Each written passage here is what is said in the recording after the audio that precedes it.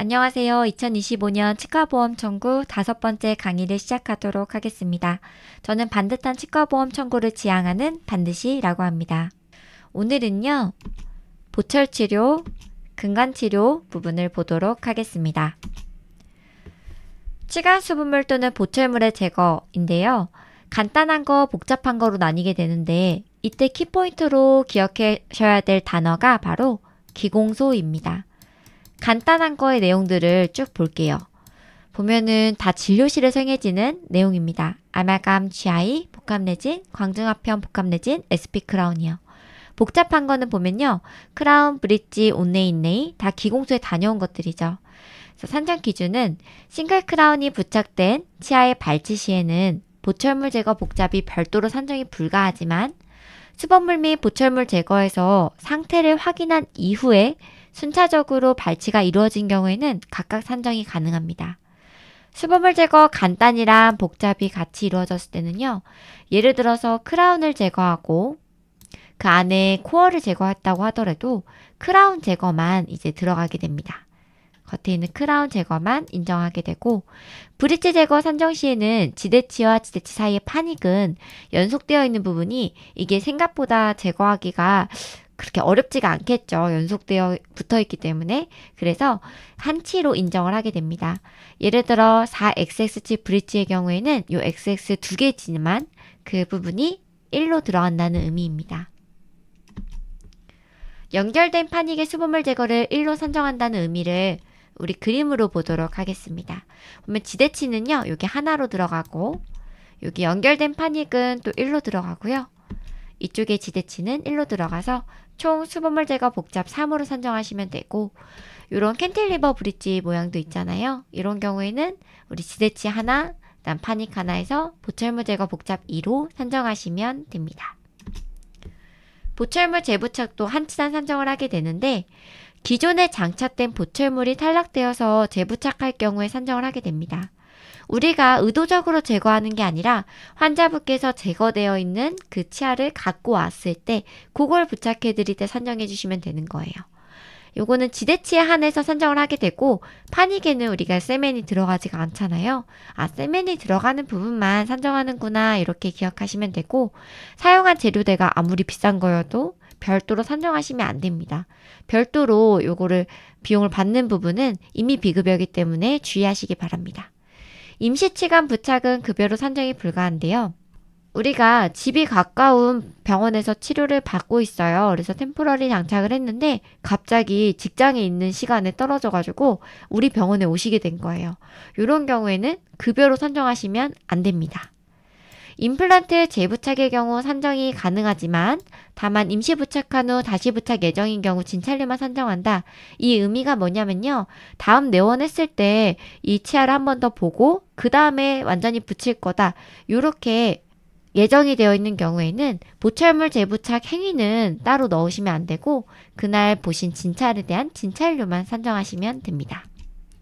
지대치에 한해서 산정한다는 거는 앞에 이제 수분물 제거 복잡이랑 똑같은 그림인데요. 똑같은 그림인데 이렇게 산정 방법이 틀려요. 보철물 재부착은 2로 산정이 됐고 아까 수분물 제거 같은 경우는 3으로 인정이 되었죠. 이 경우에는 보철물 재부착 파닉은 인정이 되지 않기 때문에 이 지대치 부분만 1로 청구해 주시면 됩니다. 금속재 포스트 제거는요. 근간 치료 후에 이제 근간 내에 있는 포스트를 제거하는 경우 산정을 하게 됩니다. 재근간 치료를 하기 위해서 포스트를 제거하겠죠. 그 경우에 산정을 해주시면 되고 캐스팅 포스트, 기성 포스트 다 제거가 가능합니다. 재근간 치료했을 때는요. 우리가 포스트만 딱 제거하는 게 아니라 나머지 지피콘 부분도 다 제거를 하겠죠. 그러면 어떻게 제거가 산정이 되는지 한번 볼게요. 크라운이 있었을 때 크라운 제거하는 거는 그대로 100% 산정이 가능하고 금속재 포스트 제거도 이게 그대로 100% 산정이 가능한데 여기 근간 내 기존 충전물 제거는요.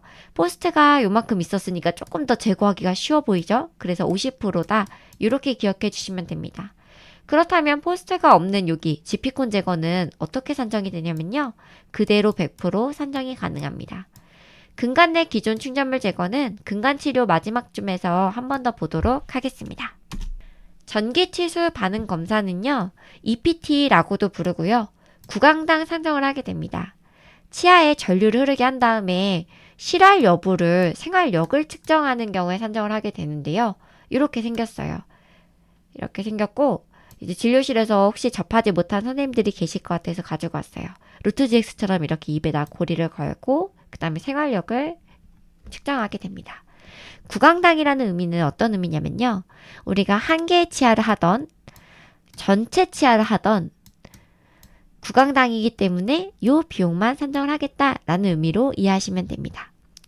외상으로 치수 염증이 의심될 때, 치아 변색이나 치아가 파절되었을 때, 치간 수분물에 의한 치수염이 의심될 때, 생활치수 예후 판단, 치수염 감별 진단 시 우리가 적응을 하게 되고요. 진료기록부에 그 검사 결과를 기록을 해주셔야지 되고, 심평원에 요 청구를 하기 위해서는 장비 신고가 되어 있어야 합니다. 단순한 치아 오식이나 구강 내 연조직 질환, 발치, 외과적 질환은 산정이 불가한데요.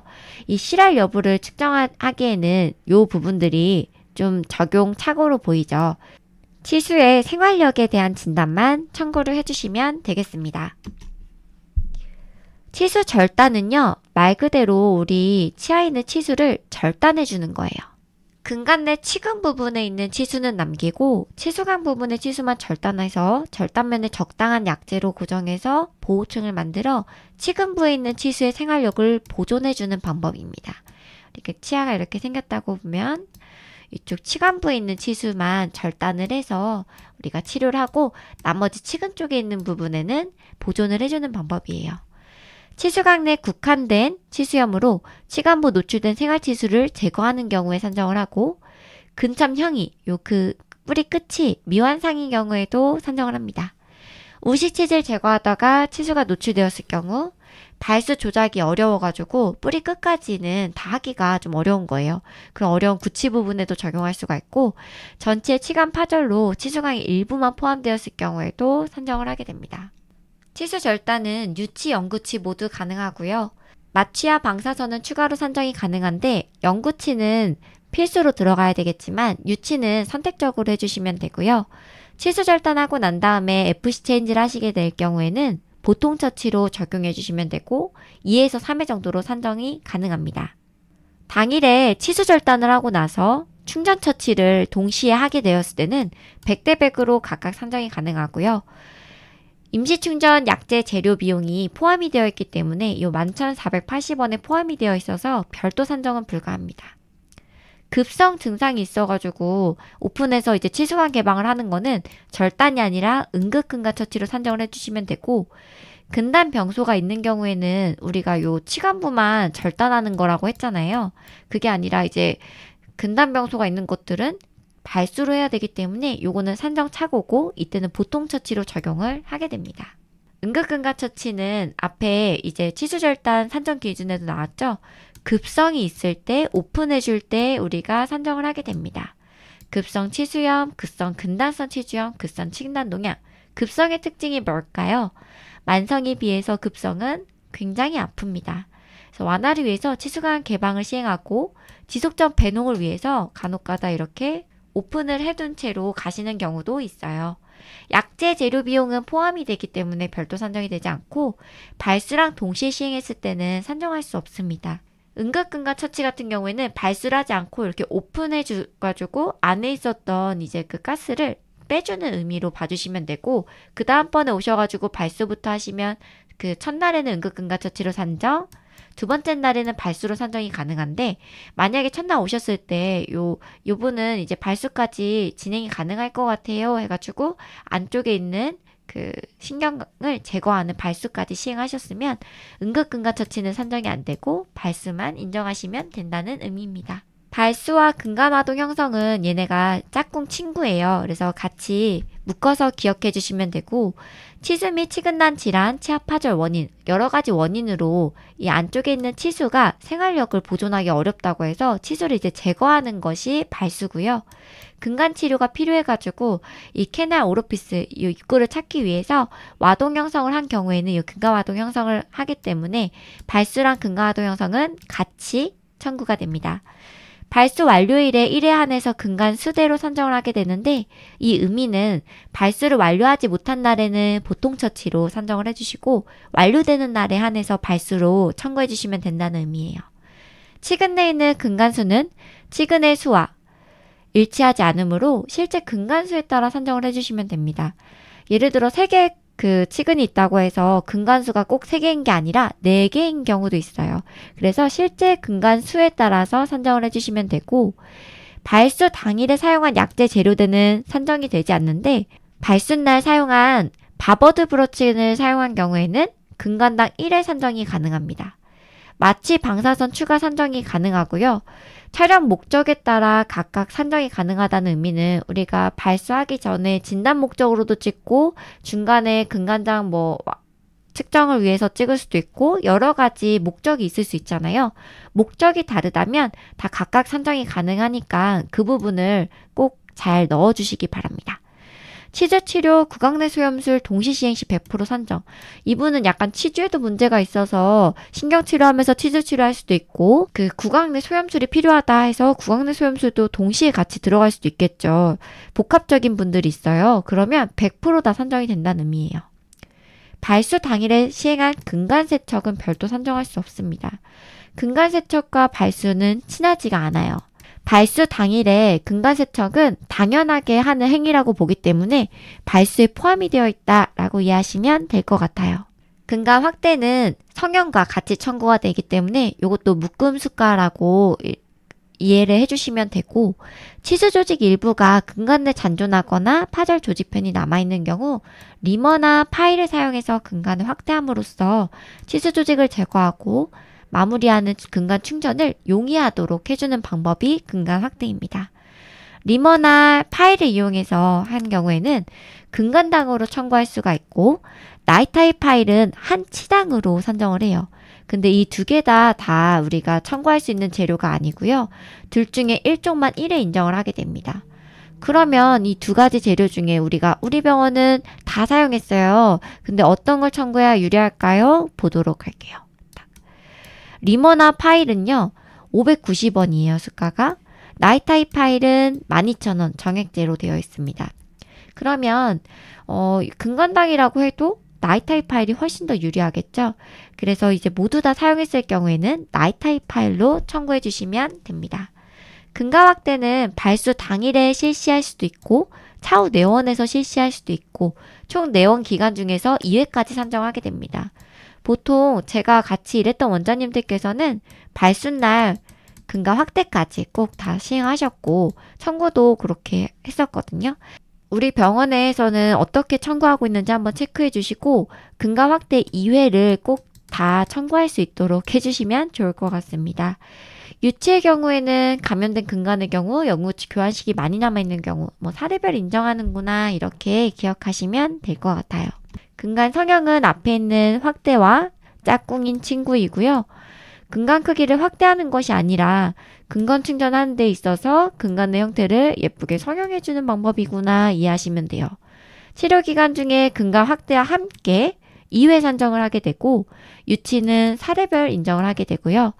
근간 성형이 동반되지 않은 가압근간 충전 시에는 단순 근간 충전으로 조정이 될 수가 있습니다.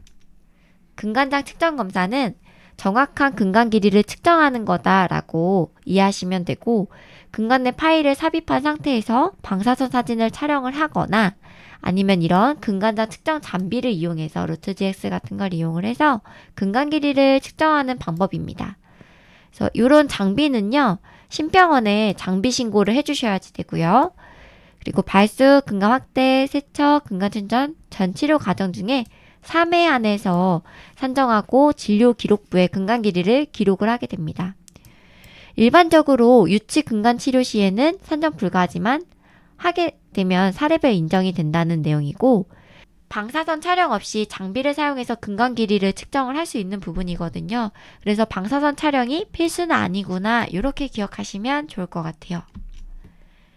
근간 세척은 근간 확대 성형 후에 세균 잔사 제거와 근간 충전을 위해 근간을 세척할 경우 배농 또는 근간에 첨약할 경우 이렇게 적용을 하게 되는데요. 발수랑 근간 충전 당일에 실시한 근간 세척은 주된 처치료에 포함이 되어 있기 때문에 별도 산정이 되지 않습니다.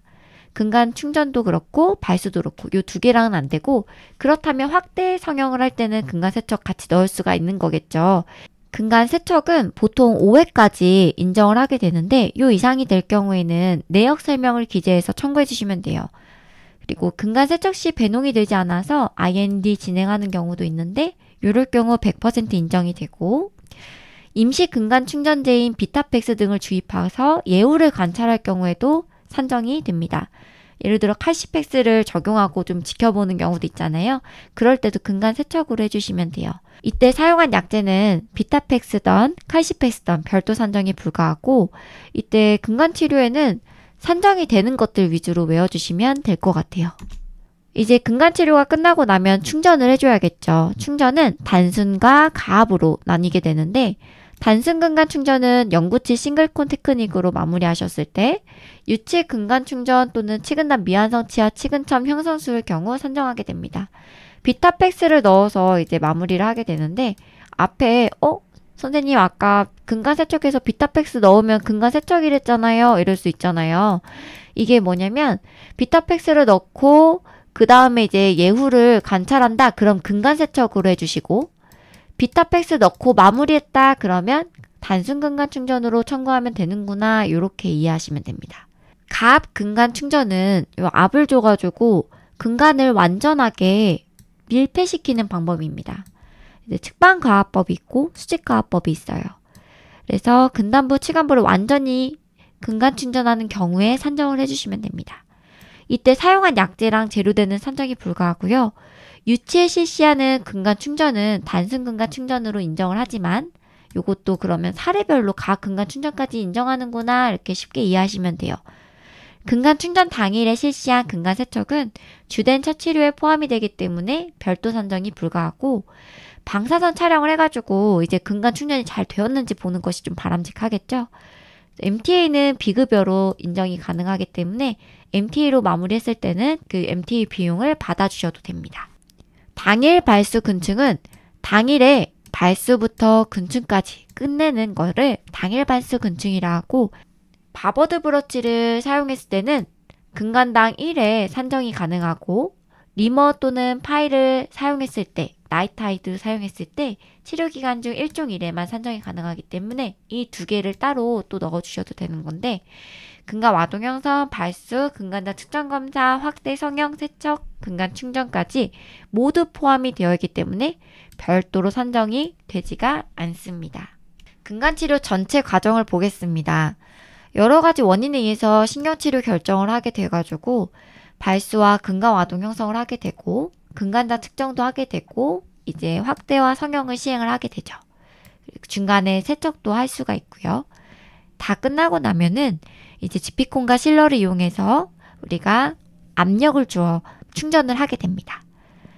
끝나고 나면은 이제 그 포스트를 넣는 경우는 요 남아있는 치질이 많지 않은 경우에는 포스트를 넣기도 하고요. 포스트를 넣지 않고 바로 요 코어를 들어가기도 하죠. 코어를 하고 나면은 이제 크라운을 씌워서 마무리를 하는 게 이 신경치료의 전 과정이다. 이렇게 이해하고 넘어가시면 되겠습니다. 근간 내 기존 충전물 제거는요, 근간당으로 산정을 하게 되고, 근간 충전이 완료된 치아의 재근간 치료를 위해서 충전재로 사용된 지피콘이나 실러를 제거하는 경우에 산정을 하게 됩니다. 지피콘 제거 후에 재근간 치료하는 경우 근간수대로 근간화동 형성과 함께 산정을 하게 되는데요. 발수에 나왔던 근간화동 형성, 걔랑 이름은 같은데 요 코드가 달라요. U0051이 근간 내 기존 충전물이랑 같이 있는 근간화동 형성이구나 이렇게 기억하시면 되고, 방사선 촬영 마취 별도 산정이 가능한데 요거는 선택적으로 하시면 되고요. 재근간 치료 시에는요, 이미 신경이 없는 상태이기 때문에 발수는 인정이 되지 않고 확대 세척부터 산정이 가능합니다. 요 세척이 들어갈 수가 있네요. 요게 좀 헷갈릴 수 있는 부분이에요. 발수랑 충전만 세척이랑 친하지가 않고 근간 내 기존 충전물 제거, 재신경 치료하는 경우에는 세척이 들어가도 됩니다.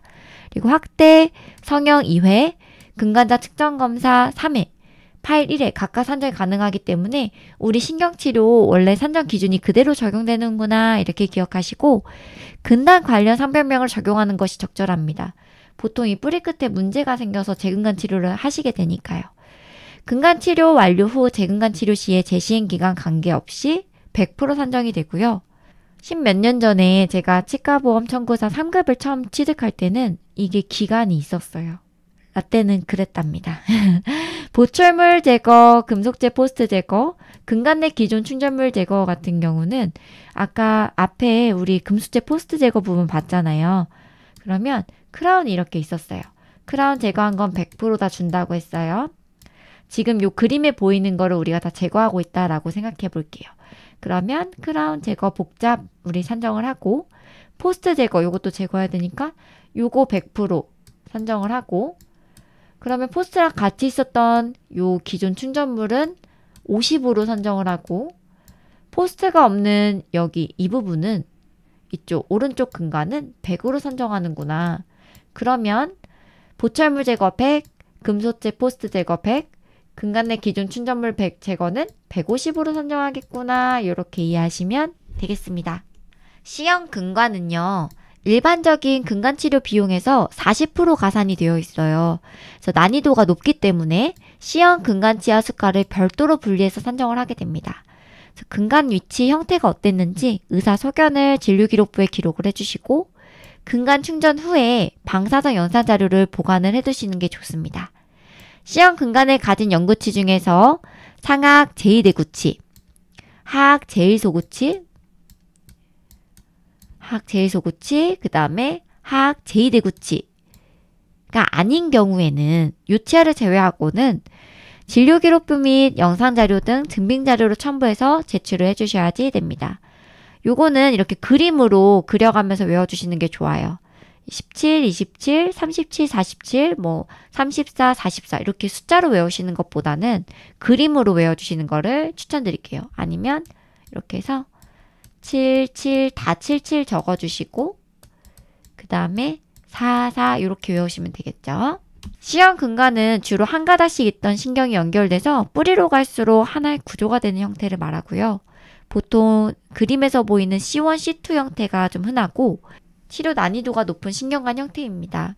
한국인의 하악 제2대구치에서의 그 C형 근간이 37% 정도가 된다고 해요. 37%가 C-쉐입이기 때문에 우리가 C형 근간의 경우에는 원장님이랑 꼭 잘 소통을 해가지고 청구를 C형 근간으로 청구해 주시면 좋겠습니다.